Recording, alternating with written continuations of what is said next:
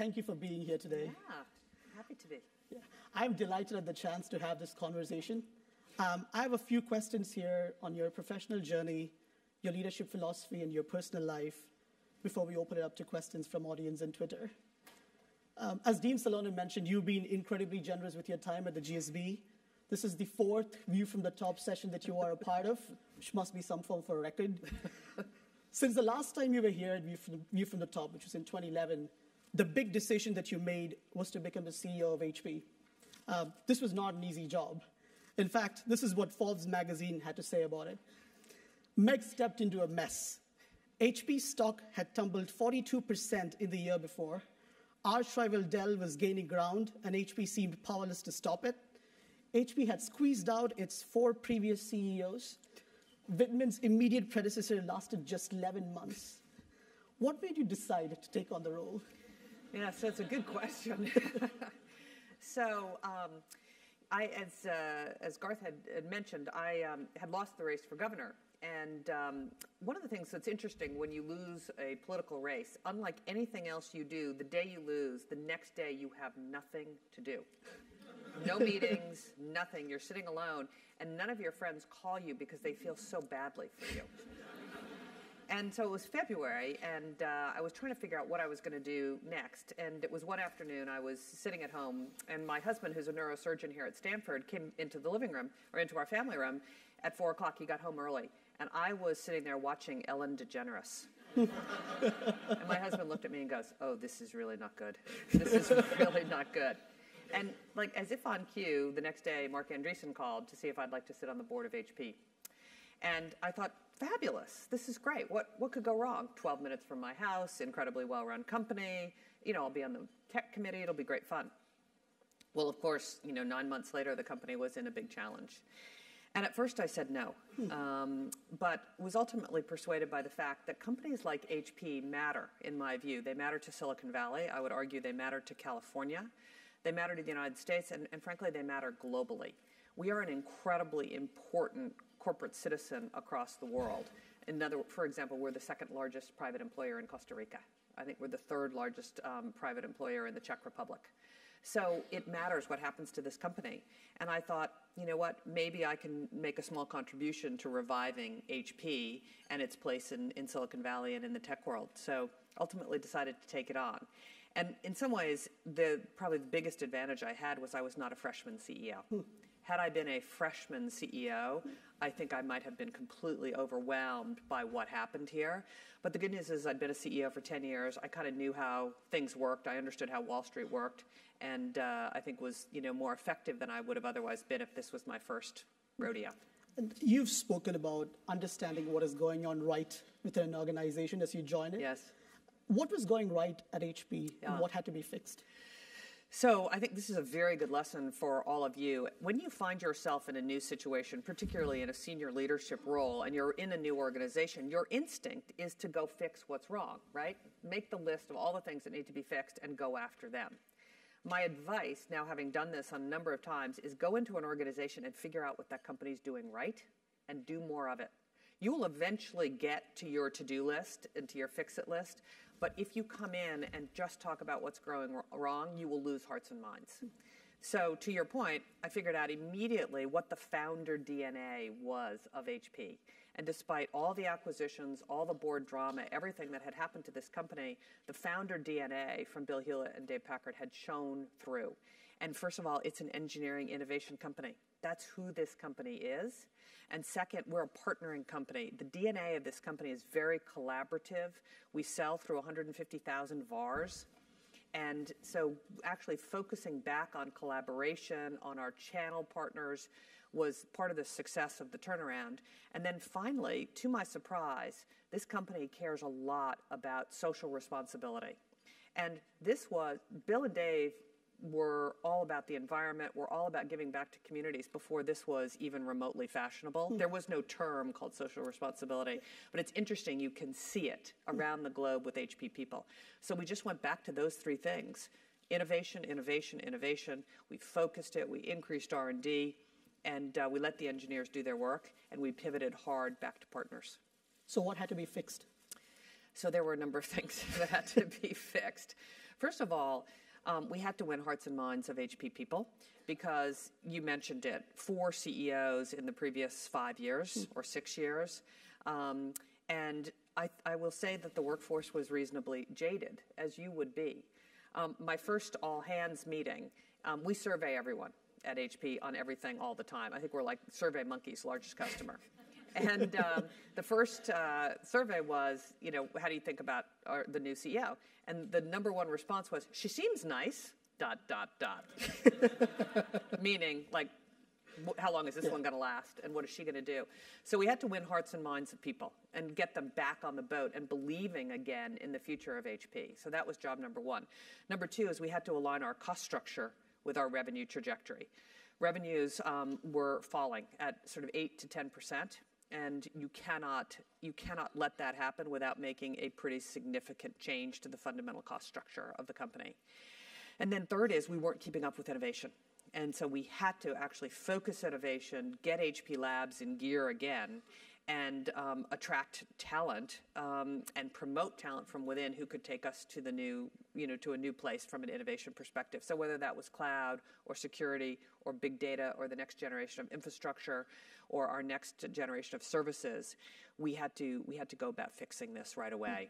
And frankly, we had to unfreeze the frozen middle. The challenge when you come into these companies is you can usually get your senior executives, you either replace them or they get on board.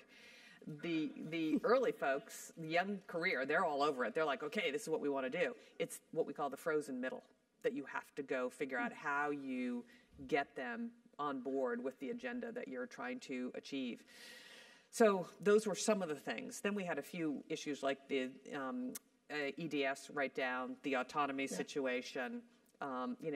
There was like 100 sort of relatively, I would say neither of those were minor problems, but they were sort of tactical problems that had to be dealt with along with the strategic challenge of who was this company. Because you might remember right before I took over, the previous CEO had said maybe kind of sort of we were thinking about spinning the PC business.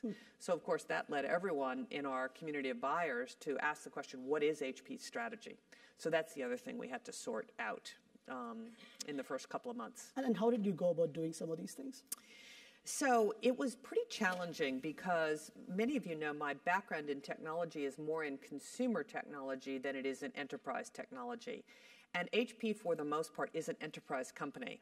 Even our printing and PC business, 2/3 of our printers and PCs are sold to business as opposed to consumers. And so I had to learn the technology business from an enterprise perspective. I needed to learn what we did. I needed to get my arms around this vast company. And so I tried a number of things. First is, assembled a sort of a group of people who I thought could help. Then I brought some people in from the outside who understood the industry, like Scott McNeely. Then I sort of said, okay, well, that's interesting. Now maybe I need some external consulting help. And it was really a process over a couple of year period to figure out what this company did well and then how to achieve the objectives. And of course, the ultimate decision lay in creating this separation of two companies. I think most of you know we are separating Hewlett-Packard into 2 Fortune 50 companies. Can you imagine there were 2 Fortune 50 companies embedded in HP? HP Inc., which will be our printer and personal systems business, is a $57 billion business. And Hewlett-Packard Enterprise, which is our data center business, our server storage, networking, converged infrastructure, cloud, security, software, as well as our enterprise services business, is also a $57 billion company. So that freeing to be more focused, to have a capital structure that is right for the market opportunities that both these companies face, is going to be a big enabler of the 2 strategies that we've now crafted for HP Inc. and Hewlett-Packard Enterprise. So it's completely the right thing to do. But, by the way, took a fair amount of courage to actually make that decision because there are the law of unintended consequences, as you can imagine. But we feel really good about it. And so the separation occurs November 1st. So knock on wood, we'll get it all separated. Yeah. Just going back a bit, the last time you were here, you spoke about how early on, perhaps you were not fully convinced about the eBay opportunity. Yeah. What got you convinced that you had on your hands a winner? Yeah. So I think many people know the story. So I was at Hasbro running the preschool division, which was Barney, Arthur, Teletubbies, my personal favorite, Mr. Potato Head. Yep. And minding my own business, my husband was running the brain tumor program at Harvard's teaching hospital, the Mass General, which in the medical world is, everyone sort of aspires to the Mass General. The MGH, the acronym is, they like to say man's greatest hospital. I would argue that there might be another one out on the West Coast. But in any case, and I got a call from a headhunter about joining this no-name internet company called eBay. And I said, no, I'm not moving my husband and 2 boys 3,000 miles across the country. We're not doing this. And he called back 3 weeks later and he said, Meg, I'm begging you to come meet with the founder. And I didn't want to make the headhunter mad. I thought, I certainly do not want this job, but I might want his next job. And so I will put myself on a plane. And so I came out and spent the day with Pierre Omidyar and Jeff Skoll. And at the end of the day, I called my husband from San Francisco Airport and I said, hun, we should do this. And the reason was what I saw in my long years in the consumer space, if you can see 2 things in a company, then you have liftoff. Number one is, does that consumer product or service enable you to do something you could not do before in a real and meaningful way? So in my Procter & Gamble days, whiter white, fresher breath, cleaner teeth, in a meaningful way. But what I saw at eBay was it enabled people to make connections and to trade without regard to time and distance. So for example, if you used to be a collector of Civil War memorabilia, you could only do that in your town. All of a sudden, you could collect across the country and across the globe. It made an inefficient market efficient. And there was price discovery through the auction format. So that's one thing. So I saw right away real, meaningful things you could not do before. And then I figured out people had made personal connections. They had an affinity for eBay. People had met their best friends on eBay. They had connected over a shared area of interest. You could argue eBay was the first social networking company because there was a deep connection over a shared area of interest. And collectors were the first to come to eBay. And collectors, when you have a passion for something like glass or teapots or Barbies or whatever it happens to be, people think you're a little weird, right? Not everyone understands a passion for teacups. But when you find other people who love teacups, then you have this incredible connection. And so I saw real features and functionality and an emotional connection to the company. And I said to my husband, I said, this thing is going to be big. I never dreamed it would be as big as it was. But I said, this is what you look for in a career in consumer products and services. A lot of us in the audience are moving from sort of non-technology backgrounds into leadership positions in technology, not unlike how you perhaps went into eBay. With not a lot of experience in technology businesses. What advice would you have for us who try to do that? So I think a couple things. One is business principles apply regardless of the industry. I spend a fair amount of time with my CEO colleagues and we laugh because business is business. Honestly, whether you're at Procter & Gamble, at Twitter, at HP, at Wells Fargo Bank, at Caterpillar Tractor, the principles are exactly the same. What I will say, in technology, you need to either end up as a deep technologist or you need to surround yourself with deep technologists because there is an element of being able to see around corners, to be able to see what is next. And so if you are not from a technology background and you're not an engineer, you need to find the people in your organization who will help you plot the technology path and the technology vision. And so that's probably the advice. And then you've just got to ask the questions. You cannot be embarrassed to ask a question about something. And by the way, the technologists will see what you're made of.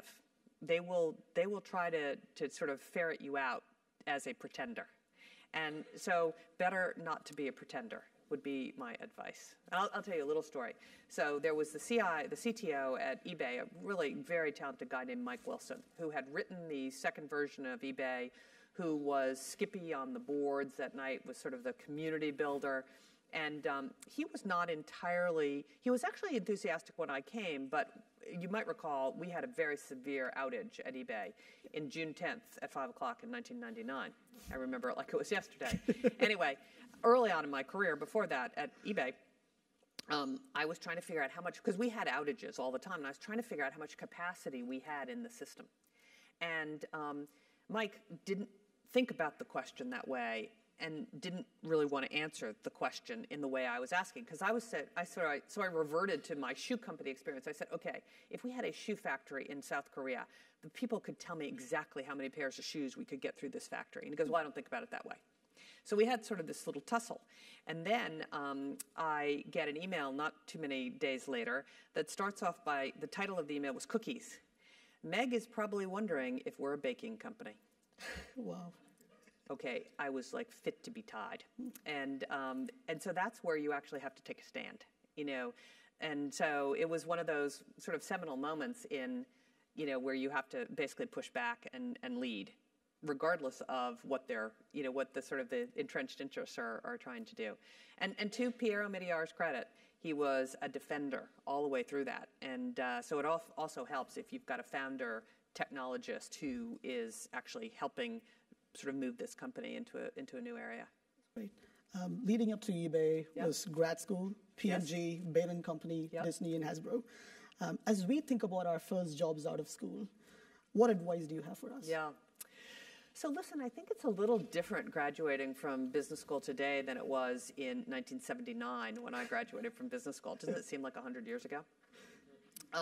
First of all, there was not the startup culture that there is today in Silicon Valley and in Austin, Texas, and in Boston, Massachusetts. I mean, I don't think anyone really seriously considered starting their own company out of Harvard Business School or joining a startup. It just wasn't what you did. It wasn't really in the menu of things. And I think many of you will join a startup or start a company. So back then, what we were thinking was, how do we get the very best training for a long career in business? How do we lay the pipe of things that we will need to know through a career?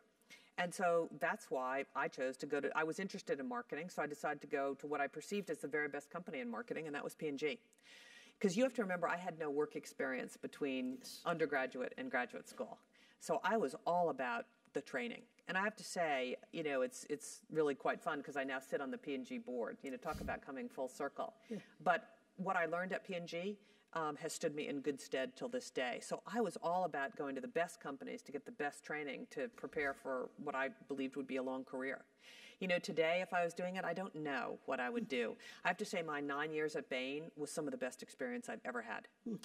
You know, just learned everything about, you know, cost competition, competitors, you know, strategy. I mean, again, everything that I learned at Bain those 9 years, I deployed at eBay and also, frankly, at HP because we had to figure out what our strategy was. Yeah. So, you know, I think you have to sort of live in the times in which you graduate. It's a very different environment than it was. And, you know, listen, it's hard to know exactly what I do today because I don't see I see the opportunities that you have, but it's that balance between showing up at a startup versus getting a little bit more laying of pipe that's going to set you up in good stead. But the great thing about it is today is there's no harm, no foul. Okay, so you graduate from business school, you join a startup, and it doesn't work. It's inconvenient, but it's not the end of your life. You know, when I joined eBay, you know, I said, look, what's the worst thing that can happen? It doesn't work out, and then I go get another job. So, you know, I think you have to have the appropriate level of risk-taking for your personal situation, for your personality, and for what the opportunities are. This might be a good opportunity to perhaps pivot and talk a bit about your leadership philosophy. Yeah. You have the reputation of someone who goes by the maxim, run to the fire, don't hide from it. Yes. What were the key factors when you were growing up that contributed to who you are today? So you mean like K through 12 kind of growing up? Pretty much.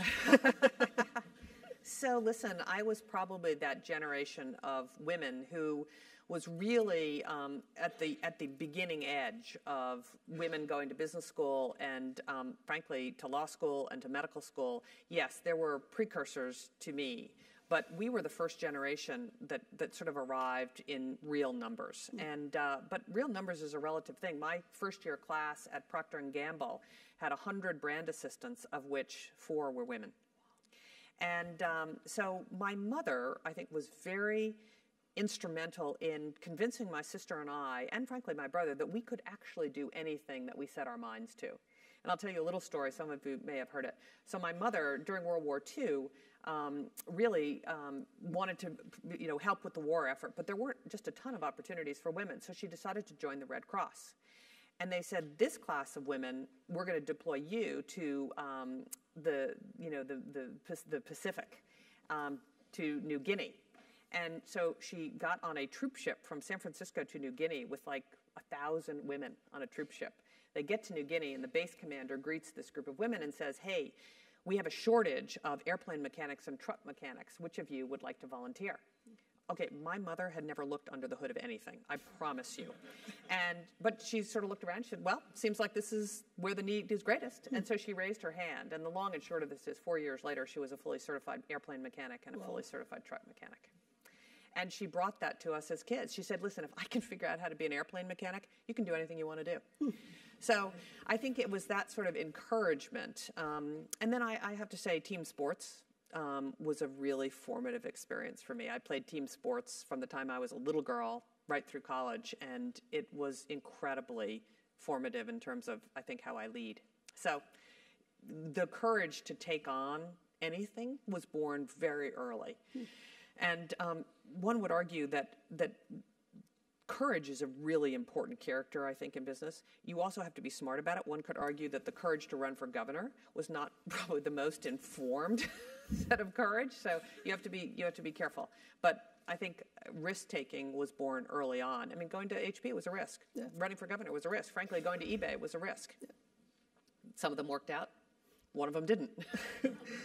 Let's talk about that a bit. Yeah. What led you to... Let's talk about that. What led you into politics, and what did you learn when you didn't win? Yeah. So let's see, how much time do we have?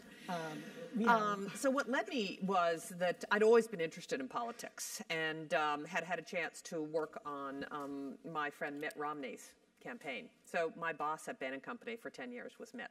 And I guess he's coming here in 3 or 4 weeks. Really exciting.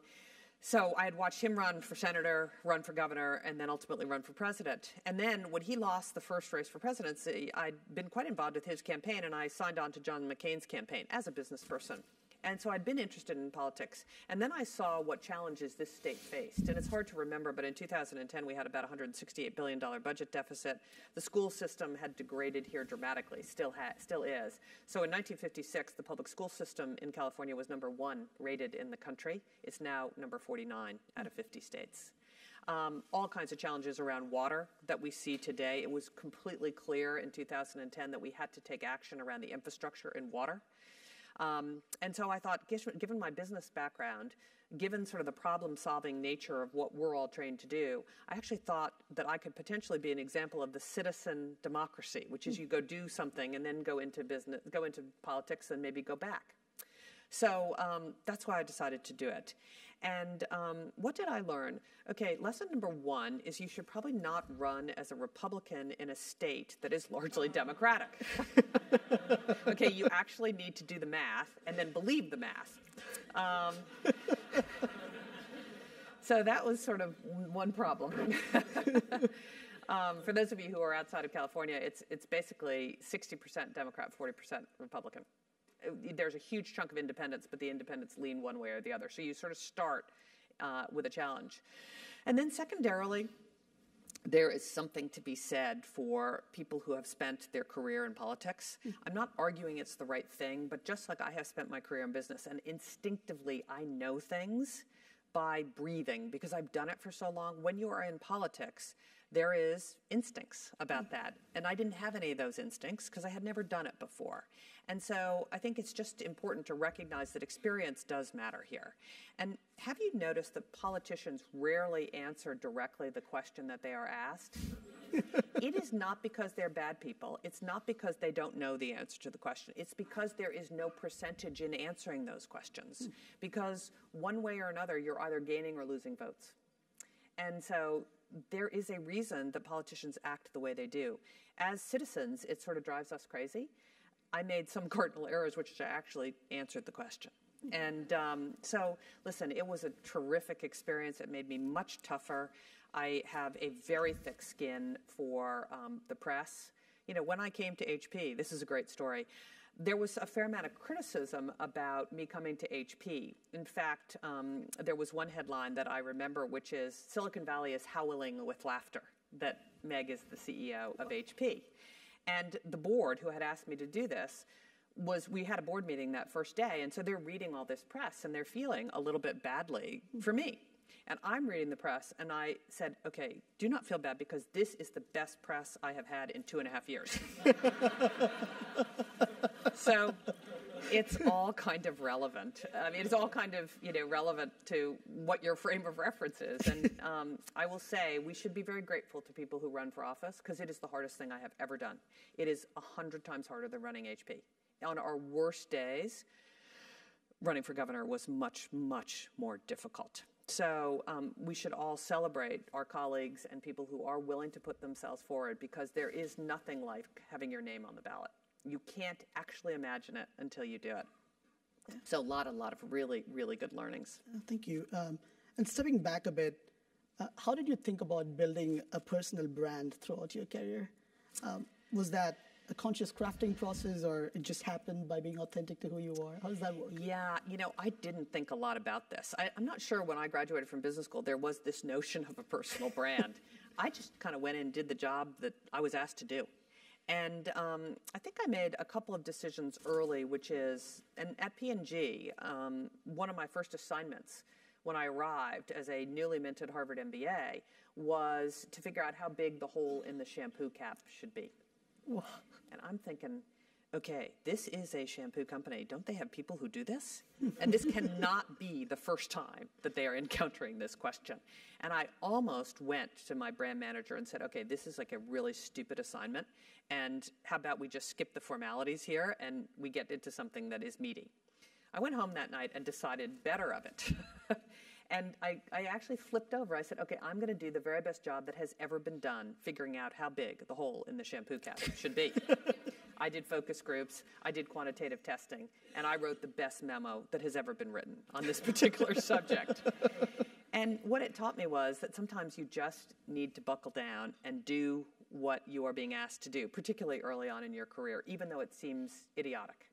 And what was really going on here is P&G was trying to teach us how to get things done at P&G, right? They did actually know the answer to the question, but they were trying to teach you about how things got done, about how to write memos, about how quantitative analysis actually did yield. I mean, a lot of business problems do yield to analysis. So I think the personal brand was perhaps just, actually doing the very best job I knew how to do in over time, a reasonably authentic way. Because you guys are all who you are. You will grow and you will change over the next decade or two, but fundamentally you are who you are. And you have to double down on those strengths. There's a lot of consulting firms who will say, how do you shore up what is real weaknesses? My view is you do have to have some competency in things that are not your core, but actually what is your zone of genius? What do you do really, really well? And often that is what you like to do. And so actually sort of that authentic knowing what you love to do, knowing what you're good at, I would say it wasn't part of my personal brand because I didn't think about it that way, but that's actually in some ways what I fell into. Thanks. I have a more personal question for you. You are married to a very successful neurosurgeon. You moved to Boston with your husband when he accepted the position at Massachusetts General. Later, your family moved to California when you became a CEO of eBay. How do you balance two successful careers in a family? Yeah. So actually with lots of challenges. Yeah. This has really been interesting and quite a bit of fun. But I will say, in some ways, it would have been easier if I'd been married to a sculptor. Because that would have been a little bit more flexible. And actually, my husband and I laugh with each other because no sooner did one of us get traction at a job than the other one would have a brilliant idea about what they wanted to do. And we used to say, we spent much of the first 25 years of being married sabotaging each other's careers. And So, for example, I was at Disney, and I loved every minute of my 4 years at Disney. I might still be at Disney. But at that time, my husband got a chance to run the Brain Tumor Center at Mass General, and he really wanted to do it, and I really did not want to do it. But sometimes in life, you have to do things that you do not want to do. So we picked up and moved back to Boston. And, you just kind of go with it. And I have to give him credit, because when I got the job at eBay, I was pretty convinced that this is something that we should do. But it was not obvious. And so he said, I know. Why don't you go out and see how it goes for 6 months? I'm like, no, we're not doing that, actually. I need you to see if you can find a job. So he called up the good news is there's only 3,000 neurosurgeons in the whole country, so they actually know each other. So he called up Gary Steinberg, who runs neurosurgery here at Stanford, and a colleague up at UCSF. And I know how this conversation went with Gary Steinberg, which was, my wife wants to go to this no-name internet company. You don't have a job, do you? And this is where fate comes in. What Gary said is, you know what, I'm opening a search for the head of the brain tumor program today. You can have it if you want it. So it never actually happens that way. So it's a little bit of luck and a little bit of courage. And to my husband's credit, we had, at that time, we had saved up about $400,000. And what I did is actually took that money and invested it. I actually bought my options out at eBay. And I said to Griff, doesn't this seem like a little risky? And he goes, listen, we have much bigger problems than this if this job does not work out. So, so he was completely game. And so we moved out here, and we lived in Oak Creek Apartments. Do you know Oak Creek Apartments? Yeah. And we had a 2-bedroom apartment. And that second bedroom, do any of you know those apartments? The second bedroom is really small. In fact, the master bedroom closet is bigger than the second bedroom. And our 13-year-old lived in the master bedroom closet for a year because it was a bigger room. And so we had our 10-year-old in the second bedroom and our 13-year-old in the master bedroom closet. So, you just do stuff. And, really it's just been great fun. I know a lot more about medicine than I ever would have. He knows a lot more about business, and we just traded off. And, you can't ever look back and say, woulda, coulda, shoulda. You just kind of go. And you always have to remember, this is a question we ask each other, which is, what is the worst thing that can happen? Okay, it's like not that bad. You get another job. And so that sort of sustained us. But I have to say, it was wild. There were many times where it was just wild in terms of raising 2 teenagers, 2 boys, trying to run, a neurosurgery career or a business career. There are always trade-offs here. And anyone who tells you that there are not trade-offs is either superhuman or they're not telling you the truth. And you can decide which one. How do you decide when you have trade-offs? Again, you try to do the most important thing. So what I concluded early on in my career was that it was very difficult to be the perfect wife, the perfect mother, the perfect CEO, the perfect hostess, the perfect charity person. You cannot do this. And I decided, long ago that I would really focus on my job and my family, and that I couldn't do a lot of these other things. I've said this many times, my house does not look like Martha Stewart just left. It's, everything's a trade-off. If I could wear a uniform to work every day, I would. I love Elizabeth Holmes. Do you know Elizabeth Holmes? She wears the exact same thing every single day. I can completely relate to that. You've got 10 black turtlenecks, 10 black pants, 10 black jackets, and you just change them out. It's like brilliant. I wish I'd thought of it. That's great fashion advice. So, something has to give here. And then we would just make the decisions about what seemed to be the most important. And we did make a rule that we tried one of us to be home every night for dinner Monday through Thursday. And then we tried to all be home Friday, Saturday, Sunday. And we would only do things if the kids could come on the weekends. So, you just make trade-offs and you do the best you can. And there's no perfect way to do it. And I have many friends who were in my class at Harvard Business School, in my class at Princeton, who decided to stay home full time. And, everyone has to make the decision that you need to make that's right for you. And there's no textbook. There's no manual. You just have to kind of figure it out as you go along. So it's hard. It's hard. But great fun. This would be a good time to open up the floor to questions from the audience on Twitter. We have 2 mics, Ryan on this side and Michelle on the other. If you have a question, please raise your hand and keep your hands raised so that they can spot you. You can also tweet your questions using hashtag GSBVFTT, especially if you're up there. And Caroline up front would ask those questions for you. Let's actually start with a question from Twitter. So Meg, you are often viewed as a trailblazer for women in leadership. Is it more difficult to be a woman in business and technology or a woman running for political office? I would say a woman running for political office.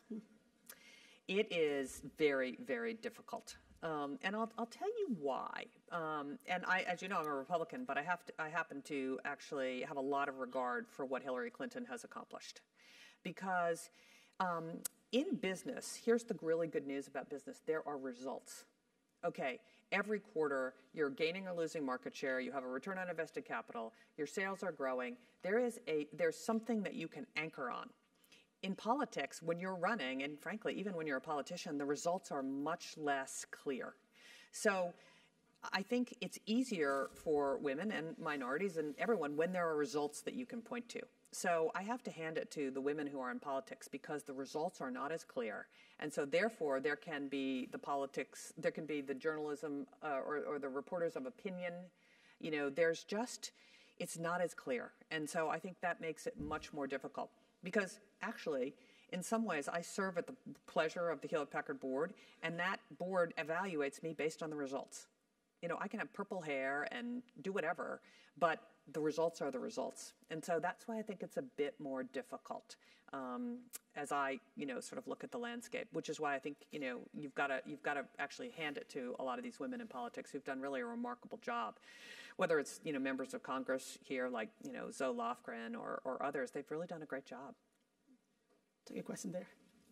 Hi, this is Sam from MSX program. If you had chance to go back to like 10 years ago, what do you have done differently in competition with Alibaba in China? Thanks. So I have the scars on my back from two real challenges. First, let me start with Japan. Because eBay is not number one in Japan. Yahoo Auctions is number one in Japan.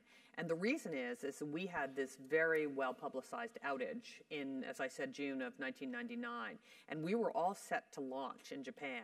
But then when the site crashed, we actually had to fix the United States. And we were late launching to Japan.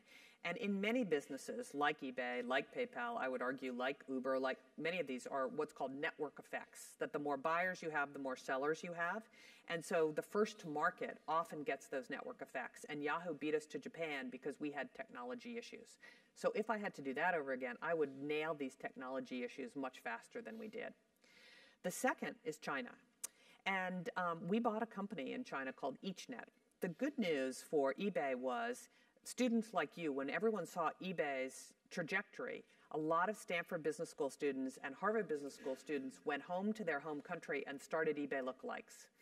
And actually, as an aside, a very funny story was down in Latin America, there was a Harvard Business School group pitted against a Stanford Business School group. The Harvard Business School company was Diramande, and the Stanford Business School student was Mercado Libre. And we went down to figure out who to partner with because we had an asset that we'd acquired through an acquisition in Brazil or Argentina that we wanted to trade for an equity stake in the company. And the Harvard Business School students said, absolutely not. We got this nailed. We don't need you, eBay. The Stanford students were like, where do we sign? And today, as you know, that the Stanford Business School students just killed the Harvard Business School students just over, which was hurtful to me. But, but anyway, the Stanford Business School students totally nailed it. And so then we bought a company called EachNet. And we made one big mistake, which is we should have left the EachNet platform on their own platform in China. Instead, what we did is we put EachNet onto the global eBay platform because it had worked everywhere. It had worked in Western Europe. It had worked all over. We'd bought all these baby eBays and basically migrated them to one common platform, which had a lot of advantages. One is cost. Second is speed to market, because when you buy it now, you could roll it to 30 countries as opposed to do it incrementally. But we made a mistake in China as we moved EachNet to the eBay platform. And China is different. And about the same time, Alibaba ran into trouble because of the SARS virus. And so they focused on Taobao. And they had a uniquely Chinese platform. And by the way, they didn't charge anything for years and years and years and years. And they just out-executed us. And so, you know, what I would have done is actually left Bo Xiao in charge and owned the 30% of China that we originally owned and let him do his own thing. So that's really the lesson there. And, you know, we have a PayPal business there, but the China business is minuscule. So, you know what? If you look at Japan and China, two important markets, it's where we didn't strategically actually do the right thing. But it was not obvious at the time, honestly. So, more power to Jack Ma. What a remarkable franchise he has built. And it is really, in some ways, the combination, of course, of PayPal, of eBay, of Amazon. I mean, he's done a remarkable, remarkable job. Ryan, do we have a question? Hi. When you spoke about turning things around at HP, you spoke about returning to the founder's DNA and focusing on innovation. What changes did you make to the company internally to really foster that innovation and be conducive to the employees taking charge? So first of all, we laid out the strategy really, really quickly. And we basically said, these are the things we're going to do well. We're going to make our to-do list, but we're going to do these things really well. So the first thing we did was actually increase R&D spending while we were reducing the cost structure of the company dramatically. I mean, for those of you who don't know, we are down net 55,000 people at HP from the January of 2012. So while we were doing that, we're actually increasing our investment in R&D. And that was hard to do, right? Because you've got to save so that you can invest in what actually matters. So that was a really important thing. The second was reimagine the culture of this company. So many of you probably know about the HP way. This was the original sort of codification of what the culture was at HP, founded by Bill Hewlett and Dave Packard. They were all over this HP way. And we knew we had to reboot the culture, but we didn't want to throw out what made this company great. So we rebooted it. We called it the HP way now, because you can never go back. You have to reinvent for the future. But we knew we had to take the threads of what had made this company great. So we rolled that out across the entire company.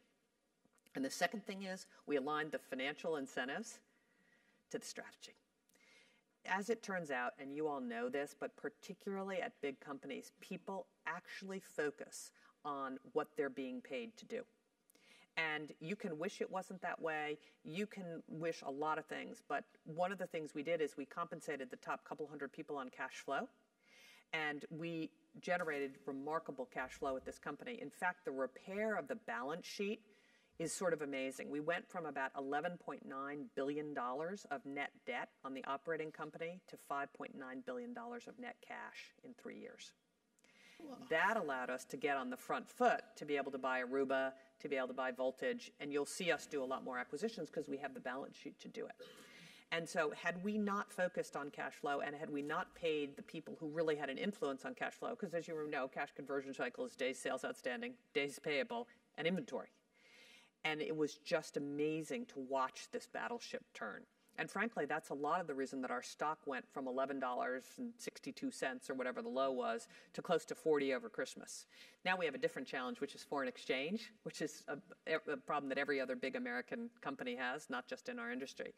But you've just got to focus on what are the most important things and how do you incentivize that. So I would say increasing R&D spending, focusing R&D spending, celebrating the engineers, celebrating innovation, pivoting back to the customers and the channels, and then focusing on the things that will make the biggest difference from a financial perspective. Because there's a sort of an interesting flywheel here, which is if you can improve the results. Remember back to what I said to the other woman about results actually matter? If you can improve the results, that gives customers, employees, and the street confidence, which enables you to sell more, which enables you to do better, which starts this positive flywheel going, which allows you to, and by the way, the sort of external view of how well you're doing is the stock price. So going from $11 or $12 to close to 40 made a big difference in sort of the esprit de corps. We created $40 billion of market cap. Okay, so we created Twitter, LinkedIn. I mean, we created one of these in the last 3 years here, and that gave people a lot of confidence, including, by the way, our partners and our customers. So, thank Caroline, do we have a question from Twitter? So, Meg, another question from Twitter.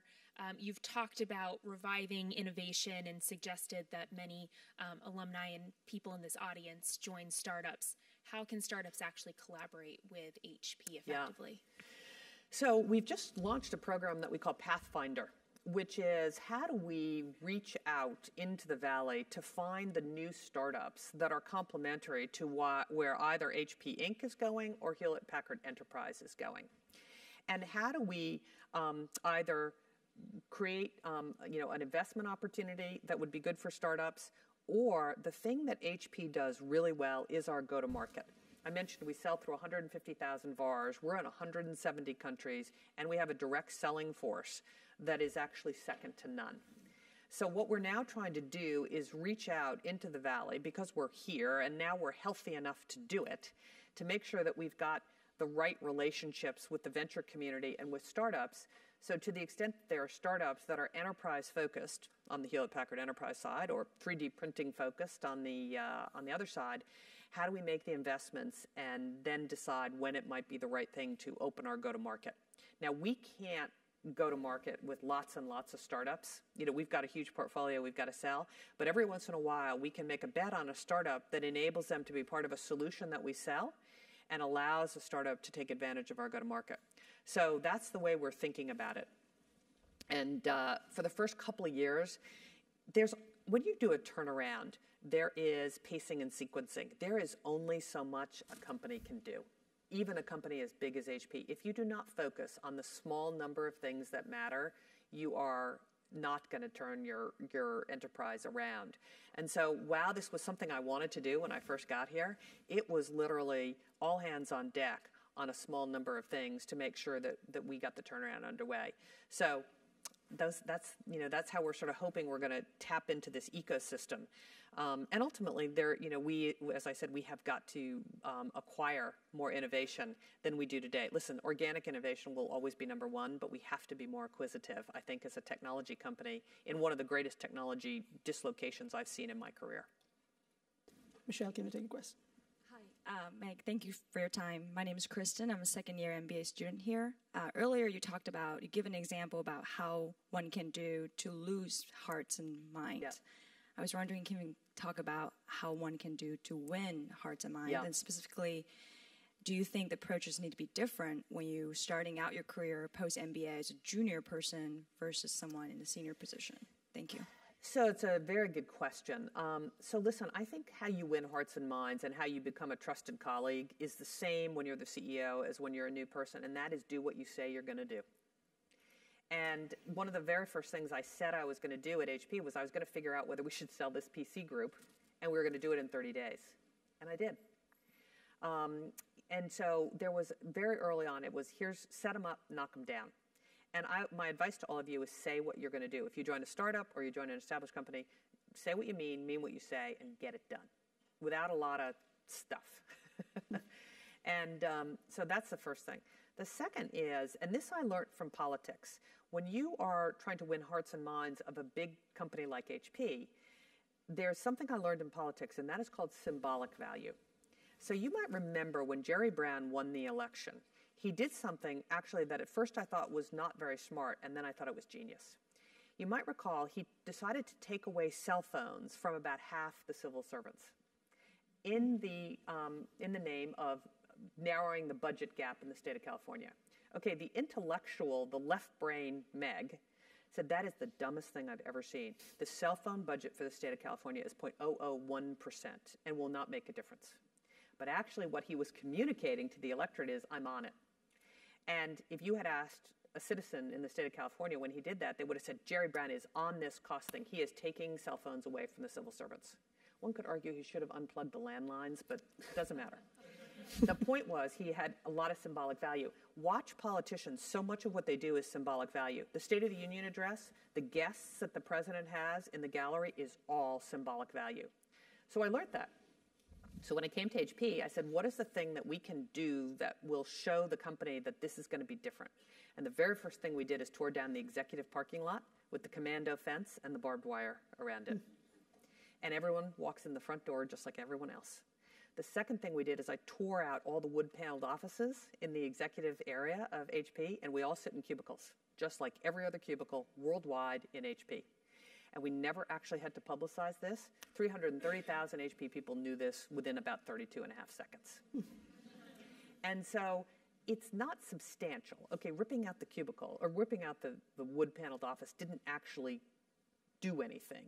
It just showed the kind of company that we wanted to run. And so those symbolic values, I think, are really, really important. Now, it does not substitute for delivering the results, but you're trying to win hearts and minds fast. You're trying to show that this is a different thing. And results take a while to turn, right? So you've got to sort of say, hey, here's the kind of company that we want to be. And celebrating some of the early innovation. One of my executives, when I got there, had actually gone out to HP Labs and said, what do you got? And we found some incredible things in HP Labs. We celebrated those, and we brought them to market really fast. So the other thing I would advise when you are running a company or doing a turnaround is early wins. So when eBay bought PayPal, PayPal was not entirely thrilled to be bought by eBay back in the day. And so what we did is we immediately integrated the PayPal functionality into the largest marketplace in the world. And what happened, of course, is PayPal volume went through the roof. And so the PayPal people said, wow, this is furthering our mission. This is making PayPal more successful. Being part of eBay is making my job more fun, making the company more successful. So that early win is really, really important. And we're running that play again with Aruba. So how do we make sure that the Aruba team, who is actually quite thrilled to be part of HP, but how do we get early wins for Aruba? How does the Aruba team feel in 6 months from now? Wow, being part of HP was fantastic for us. So that's the kind of thing that you think about. Meg, I'm going to be selfish and Yes. slip in a last question. Sure. This question has become a more recent view from the top tradition, and every applicant to Stanford GSB is asked to fill an answer for this question in their essays. So here is it. What matters most to you and why? Yeah. So listen, I bet there's 100 answers to this question. But in the end, the thing that matters most to me, and if you think about it, I bet matters most to you, which is your family and your extended network of friends. In the end, that is super important. So while we get wrapped around the axle of doing whatever we're doing, it is really important to remember that that's what matters most. I'll say the other thing is perspective. And this has been one of the delights of being married to a neurosurgeon. Okay, what we do in business is important. It's incredibly important. It's important to the employees of HP, to our VARs, but no one gets hurt at HP. No one dies. And so remembering what's really important is, I think, critical. And I'll tell you a little story, which I've told on a number of occasions. So one of my closest friends from Harvard Business School, who was in my section, had a great career in Los Angeles and has 2 children who are about the same age as my children. And her 24-year-old went into the Green Berets and was killed in Afghanistan in June. So when things seem pretty tough, remember your 24-year-old did not get killed in Afghanistan. So I think you've just got to remember what actually matters here. And it's great to be wrapped up in work. It is terrific. But in the end, that is the perspective of what is really, really important here, honestly. And I will say, when I lost the governor's race, it was hard to have that perspective because it's woulda, coulda, shoulda. If I'd done this, if I'd done that, maybe it would have turned out differently. In the end, nothing really bad happened. I lost the governor's race. And my family was intact. My husband was there. You just have to remember. And then last but not least, I would say your reputation. You have to be known as high integrity, doing what you say, saying what you mean, because everything can go away. And if you still have your integrity intact, and so often at eBay, at HP, I often ask, what is the right thing to do here? And it's challenging because the right thing to do is quite different in different cultures. And I always used to say to our teams, it may be different in different countries, but if your mother or your father or someone you love, your children, were reading the New York Times and they knew what you were doing, would they be proud? Or if they were sitting in the eve of the conference room watching the decision-making process, would they be proud of you? And that's the ultimate question. Whether you're, from Asia or from Latin America or from Europe, usually having that notion of what would your parents think transverses all those cultural norms about what's acceptable and what's not. So I think those are the three things that I'd point to right away. Meg, thank you so much for being You're here. entirely welcome. This is great. Thank you. Thank you.